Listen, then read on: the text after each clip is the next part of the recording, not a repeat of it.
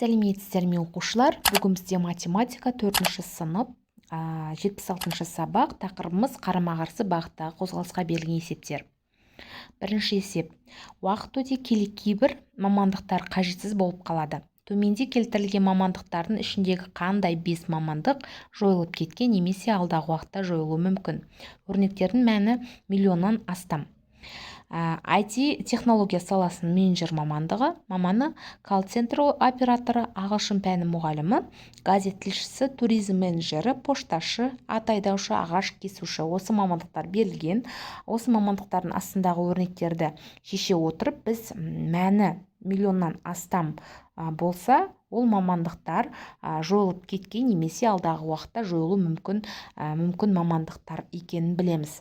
Бірінші IT технологиясының мамандығы, бұл бізде 500 мыңға тең, яғни бұл жойылып кеткен жоқ, жойылу қаупі де жоқ. Колл-центр операторы бізде 360 мыңға тең. Ағылшын тілі пәнінің мұғалімі бізде 100 мыңға тең. Газет тілшісі 111 миллион 111.111-ге тең. Одан кейін туризм менеджері бізде 1 миллион 1-ге тең. Пошташы бізде 10 миллионға тең. Ат айдаушы бізде 5 миллионға тең ат айдаушы. Ағаш кесуші 3 миллион 600 мыңға тең екен. Яғни жауабы жойылып кеткен немесе алдағы уақытта жойылуы мүмкін мамандықтар: газет тілшісі, туризм менеджері, пошташы және ат айдаушы, ағаш кесуші екен. Яғни олар бізде миллионнан асып тұр. Екіншісі, есепті амалдар бойынша шығар. Екі ауылдан бір уақытта бір-біріне қарама-қарсы бағытта екі мотоциклші 60 метр минутына және 70 метр минутына жылдамдықпен жолға шықты. Жарты сағаттан кейін олар кездесті. Екі ауылдың арақашықтығын тап. Бізде болады В1 65 метр минутына, В2 70 метр минутына, Т 30 минут. С белгісіз арақашықтығы. Шешуі. Ең бірінші біз жақындау жылдамдығын табамыз. В1 мен В2-ні қосамыз. 65-ті 70-ге қосқанда 135 метр минутына. Екіншісі, арақашықты табу үшін жақындау жылдамдығына уақытты көбейтеміз. 135-ті көбейтеміз 30-ға, сонда 4050 метр. Екі ауылдың арақашықтығы 4050 метрге тең екен. Үшінші есеп. Есепті теңдеу құрып шығар. Бір ауылдан бір уақытта бірінен бірі қарама-қарсы екі бағытқа екі жолаушы шықты. Біреуі 5 км сағат, ал екіншісі 3 км сағат жылдамдықпен жүрді. Қанша сағаттан кейін олар бір-бірінен 16 км қашықтықта болады. Яғни бізде В 5 метр, В2 3 км сағатына, С 16, Т белгісіз. Біз қашықтау жылдамдығын білуіміз керек. Ол үшін В1 мен В2-ні қосамыз. Бізде 8 км сағат шықты қашықтау жылдамдығы. Т-ны табу үшін S-тан бөлеміз В қашықтау жылдамдығын. 16-ны бөлеміз 8-ге 2 сағат. 2 сағаттан кейін олар бір-бірінен 16 км қашықтықта болады екен. Бізде 4-ші есепті шығар, мұқият бол. Жылдамдықты км сағатпен өрнекте. Бірінші есеп. 1 км жолды велосипедші 4 минутта жүріп өтті. Ол қандай жылдамдықпен жүрді? Яғни S 1 км 1000 метр, Т уақытымыз 4 минут, жылдамдығын белгісіз. Жылдамдықты табу үшін S-тан бөлеміз Т-ны. 1000-нан бөлеміз 4-ті, 250 метр минутына. 250 метр минутынаны көбейтеміз 60 сағатқа. Бөлеміз 1000 километрге. Сонда бізде болады 15 мың. 15 мыңды 1000-ға бөлгенде 1000-ның 3 нөлі мен 15 мыңның 3 нөлі қысқарады. Сонда 15 км сағат болады екен. Велосипедтің жылдамдығы 15 км сағат. Екіншісі, 1 километр жолды пошташы жаяу 10 минутта жүріп өтті. Ол қандай жылдамдықпен жүрді? Екіншісінде бізде S 1 километр 1000 метрға тең, Т 10 минут, В белгісіз. Дәл осы түрде бірінші есеп сияқты шығарамыз. 1000-ды бөлеміз 10-ға, 100 метр минутына, 100 метрді 60-ға көбейтеміз, бөлеміз 1000 километр. 6000, 6000-ды бөлеміз 1000-ға, тең болады 6 километр сағат. Пошташының жылдамдығы 6 километр сағатына болады екен. Ал үшіншісі, 30 километр жолды арбакеш жарты сағатта жүріп өтті. Ол қандай жылдамдықпен жүрді? Яғни бізде S 30 километр, оны біз 1000-ға көбейткенде 30.000 метр болады екен. Т 30 минутына. Жылдамдық белгісіз. Жылдамдықты табу үшін бөлеміз 30.000-ды 30-ға, 1000 метр минутына, көбейтеміз 60-ға, бөлеміз 1000 километр. Сонда бізде 60.000-ды 1000-ға бөлгенде 60 километр сағат. Арбакештің жылдамдығы 60 километр сағатына болады екен. Бесінші есеп. Есепті шығар, оның сұрағын өзгерт және оны шығар. Бір әуежайдан бір уақытта бір-біріне қарама-қарсы екі бағытқа екі ұшақ ұшып шықты. Біреуі 748 км сағатына, екіншісі 827 км сағат жылдамдықпен ұшса, 5 сағаттан кейін ұшақтардың арасы қандай болады? Яғни, бізде В1-іміз 748 км сағат, В2 827 км сағат, уақытымыз 5 сағат. Арақашықтық белгісіз.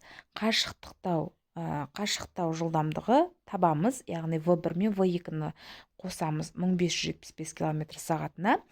Арақашықты табу үшін В-ны көбейтеміз Т-ға, 1575-ті көбейтеміз 5-ке, 7875 км. Ұшақтардың арасы 7875 км болады екен. Және осы есепке кері есеп шығаратын болсақ, бізде В1 белгілі, В2 белгілі, С белгілі, Т-ны белгісіз дейміз. Сонда бізде Т-ны белгісіз болса, біз қашықтықтау жылдамдығын табамыз бірінші, одан кейін Т-ны табамыз. Т-ны табу үшін S-тан бөлеміз В қашықтау жылдамдығын. 7875-ті 1575-ке бөлеміз 5 сағат. Ұшақтардың арасы 5 сағаттан кейін 7875 км болады екен. Алтыншы есеп. Тиісті сандарды тауып жаз. Бізде әртүрлі сандар берілген, осы сандарды жазуымыз керек.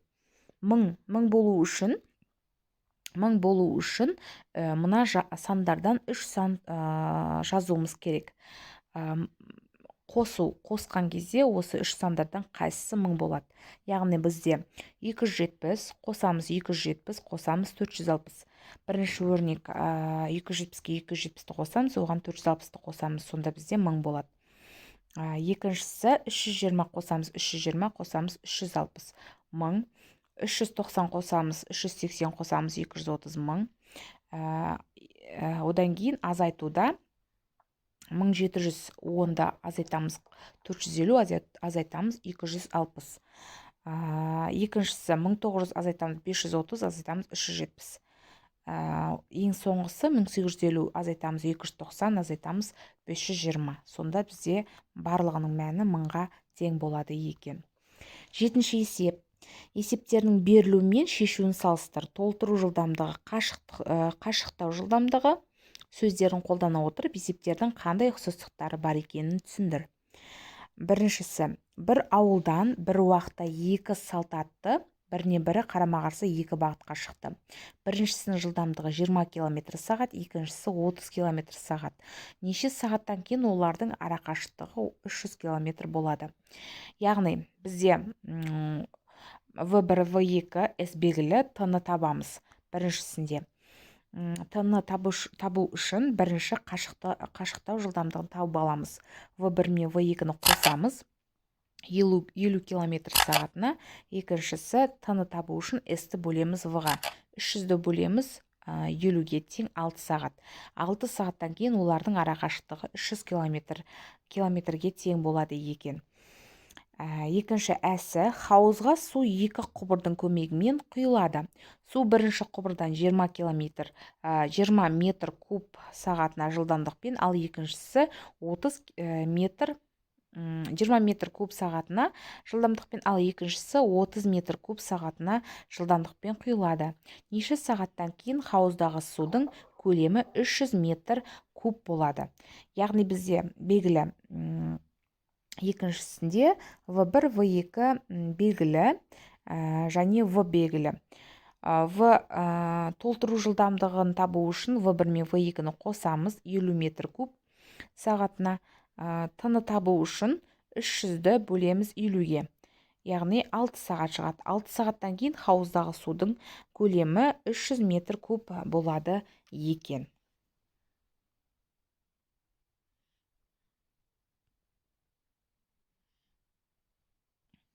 8-ші есеп, мәтінді диаграммамен сәйкестендір, көліктің қай түрі қандай жолақпен белгіленгенін анықта. Қай көлікпен аталған арақашықтықты жылдамдық жүріп өтуге болады. Алматы мен Нұр-Сұлтан қалаларының арақашықтығы 1212 километрді құрайды. Бұл арақашықтықты автобуспен 20 сағат 5 минутта, ұшақпен 1 сағат 45 минутта, тұлпар жүрдек пойызымен 13 сағат 35 минутта, жолаушылар пойызымен 21 сағат 54 минутта жүріп өтуге болады. Яғни бізде S-міз 1212 арақашықтығы барлығының. Т1 20 сағат 5 минут, 20-ны көбейтеміз 60-қа, қосамыз 5-ті, 1205 автобус. Ұшағымыз 1 сағат 45 минут, 1-ді 60-қа көбейтеміз, қосамыз 45, 105 минут ұшақ. Т3-міз 13 сағат 35 минут, бұл жүргек пойыз, 13-ті 60-қа көбейтеміз, қосамыз 35, 815 минут. Т4-міз 21 сағат 54 минутымыз, 21 көбейтеміз 60, қосамыз 54, 1260, қосамыз 54, 1314 жолаушылар пойызы. Жауабы, Алматы мен Нұр-Сұлтан қалаларының арасы ұшақпен жылдам жүріп өтуге болады. Ұшақ 1212 километр қашықтықта 105 минутта жүріп өтеді екен. Яғни 1 сағатымыз 60 минут болса, 1 сағат 40 минут 45 минутта істейді екен, жүріп өтеді екен. 9-ші есеп, ойлан және жауап бер. Әкесі 3 баласына Арман, Ерлан және Бауыржанға сыйлау үшін 4 ойыншық сатып алды. Олар ұшақ, кеме, жүк машинасы, аспалы кран. Балаларының ешқайсысы ойыншықсыз қалмайтынын таратып бергісі келді. Қалмайтындай таратып бергісі келді. Ол ойыншықтарды қанша тәсілмен тарата алады? Яғни, ұшақ, кеме, машине, аспалы кран. Арман, Ерлан, Бауыржан. Біріншісі, екіншісі Арман, Бауыржан, Ерланға ұшақты да, кеме, машине беру мүмкін. Әртүрлі осылай, әртүрлі тәсілмен ойыншықтарды таратып беруге болады екен. 10-шы есеп, есепті шығар. 2 жүзгіш ұзындығы 200 метр хауыздың 2 шетінен бір уақытта бір-біріне қарама-қарсы жүзді. Біріншісі 28 метр минутына, екіншісі 22 метр минутына жылдамдықпен жүзді. Олар қанша минуттан кейін кездеседі? Кездескенге дейін спортшылардың әрқайсысы қанша арақашықтықты жүзіп өтеді? Бізде белгілі S 200 метр, В1, В2 белгілі, S1, S2 белгісіз, Т белгісіз. Бірінші жақындау жылдамдығын табамыз. В1 мен В2-ні қосамыз 50 метр минутына. Т-ны табамыз. S-ті В-ға бөлеміз. 200-ді 50-ге бөлгенде 4 минут. S1-ді табу үшін В-ны көбейтеміз Т-ға. 28-ді 4-ге көбейтеміз 112 минут. Бірінші спортшы, екіншісі В2-ні көбейтеміз Т-ға. 22-ні 4-ге көбейткенде 88 метр. Екінші спортшы. Олар 4 минуттан кейін кездеседі. Кездескенге дейін бірінші спортшы 112 метр, екінші спортшы 88 метр арақашықтықты жүзіп өтеді екен.